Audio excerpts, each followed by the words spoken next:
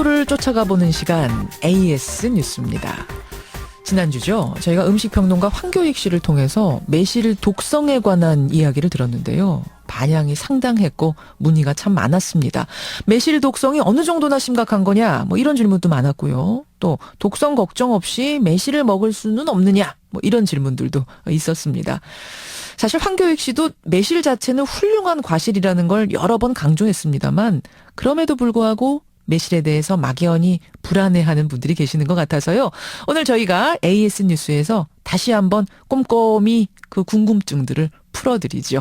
수원대학교 식품영양학과 임경숙 교수 연결을 해봅니다. 교수님 안녕하세요. 네, 안녕하세요. 안 익은 매실에는 독성이 있다. 여기서부터 얘기를 좀 풀어가 보죠. 네네. 안 익은 매실에 아미그달린이란 독성이 있다는 이거는 상식 맞습니까? 네, 그렇습니다. 이 아미그달린이라는 것은 그 매실뿐만 아니라요. 예. 복숭아나 살구의 씨앗에도 들어있는 성분입니다. 이제 우리 몸에 들어와서 이것이 이제 독성을 나타내는 것이 이제 다들 걱정거리죠. 그게 씨앗에만 있는 겁니까? 아니면 안 익은 과실에도 있는 건가요? 안 익으면 더 많이 들어있고요. 과육에도 소량 들어있습니다. 이제 씨앗에 더 많이 들어있기 때문에 우리가 그 씨앗을 문제 삼는 거죠. 그렇군요. 특히 이제 조금 덜 익은, 예. 덜 여문 상태의 경우에 예를 들면 이제 매실의 경우에 풋매실력에 해당되죠. 예. 조금 덜 여물었을 때 수확을 하면은 예. 씨앗이 잘 쉽게 깨집니다. 그러다 보니까 좀 더 이제 문제가 되는 거죠. 그래서 그런 거군요. 그러니까 과육은 걱정할 만큼 들어있는 게 아니고 예, 그렇게 봐도 그렇습니다. 돼요? 그게 걱정할 마냥 들어있으면은 매실 좋아하시는 분들한테 문제가 이미 많이 그러니까요. 생겼죠. 여태 많이 먹었는데 우리 다 멀쩡하잖아요. 그러니까 과육에 들어있는 거는 들어있긴 하지만 이거는 신경 쓸 정도가 아니고 문제는 씨앗인데 덜 익었을 때, 안 익었을 때는 그 씨앗이 깨지는군요. 잘. 그러면서 독성이 이 바깥으로 배출이 되니까 그래서 문제가 된다. 이 말씀이세요. 네, 그렇죠. 그리고 예. 우리가 이제 이 그 매실의 경우에는 발효를 시켜서 먹지 생매실을 먹지는 않습니다. 음흠. 여러 가지 청을 만든다든지 예. 또 술을 담근다든지 이렇게 해서 충분히 발효 숙성시키면은 큰 문제가 되지 않습니다. 발효 숙성시키면은 그럼 그 안 좋은 물질들이 다 어떻게 사라지는 건가요? 예, 이건 제가 사라진다 이렇게 말씀드리면은 예. 별로 이렇게 믿질 않으실 것 같고 우리나라에서 한 연구가 있어요. 한번 그 연구 내용을 좀 제가 소개해 드릴까 합니다. 그러시죠. 예. 2013년도에 경기도 보건환경연구원에서 음흠.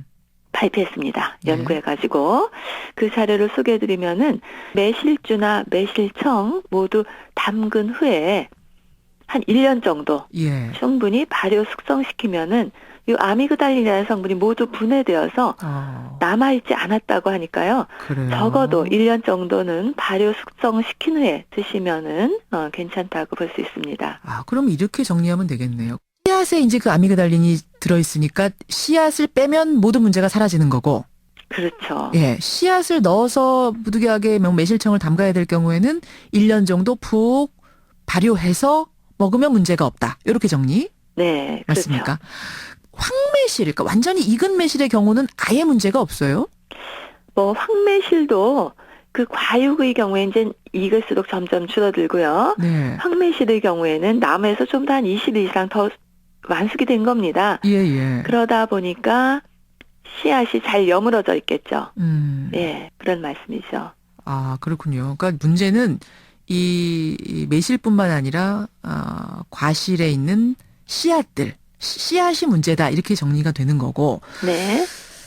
자, 그러면은 이게 청취자 지금 들으시면서 도대체 덜 익은, 안 익은 매실하고 익은 매실은 어떻게 구분을 하느냐. 이 부분이 헷갈리실 것 같아요. 매실마다 날짜가 다 찍혀 있는 것도 아니고.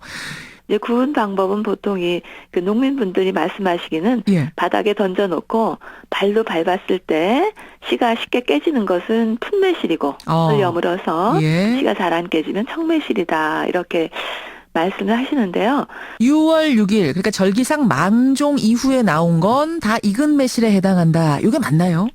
네, 대체적으로 예. 한 6월 6일 정도 지나면은 나무에서 어느 정도는 있기 때문에 그렇게 이제 구분을 하지요. 그러면은 과육에 어떤 문제가 있을까 이런 걱정 전혀 안 하셔도 되고 씨도 잘 여물었기 때문에 그냥 쏙 빼고 드시면 효과를 볼 수 있다. 이런 네, 말씀이세요. 그리고 우선은 숙성을 시키는 거예요. 이렇게 그리고 또 제일 드시지 중요한 건 말고. 숙성. 근데 보통 매실청 담그면은 1년 정도 뒀다 드세요. 그렇죠? 그렇죠. 뭐 재작년 것도 남아 있는데요. 뭐. 그러니까 이 부분 숙성을 충분히 시키면 너무 성급하게만 드시지 않으면 아무 문제가 없다. 이런 말씀이에요. 그 일각에서는 숙성 말고 그냥 가열을 하면 독성이 사라진다라는 얘기도 있던데 이건 어떻습니까? 아유, 이거는 미생물이 아니기 때문에 예. 가열하는 거하고는 상관이 없어요. 가열하고는 상관이 없다. 예. 이제 예를 들어서 미생물의 경우에는 균 같은 것들, 뭐 예. 대장균 이런 것들은 가열하면은 사멸이 되는데요. 예. 얘의 경우에는 그냥 어떤 화학 물질입니다. 그렇기 음. 때문에 가열하고는 상관이 없습니다. 이 매실이 굉장히 몸에 좋은 과실 맞죠? 아유, 그럼요. 어떤 효능이 있습니까? 이 매실에 첫째 들어있는 것 중에 이제 우리가 아주 좋은 성분이죠. 구연산, 사과산, 호박산 예. 이런 유기산들이 풍부하기 때문에요. 예. 얘네들은 우리 몸에서 에너지 대사를 활발하게 해주고요. 음흠. 또 소화 기능을 돕고 피로 해소에도 도움이 됩니다. 특히 구연산의 경우에는 우리 몸에 있는 그 피로 물질인 젖산을 예. 몸 밖으로 배출시키는 능력이 무려 포도당의 10배 정도나 되고요. 어. 또 이 매실의 항균 작용 이것도 굉장히 뛰어나죠. 거기에 들어있는 뭐 큐마린산 이런 성분들이 예. 대장균뿐만 아니라 이제 여름철 식중독들 뭐 비브리오 식중독균, 바실러스균, 살모넬라균 이런 미생물의 변식을 막는 항균 작용이 굉장히 강해서 예. 여름철에 뭐 음식할 때 매실 넣으면 좋고요.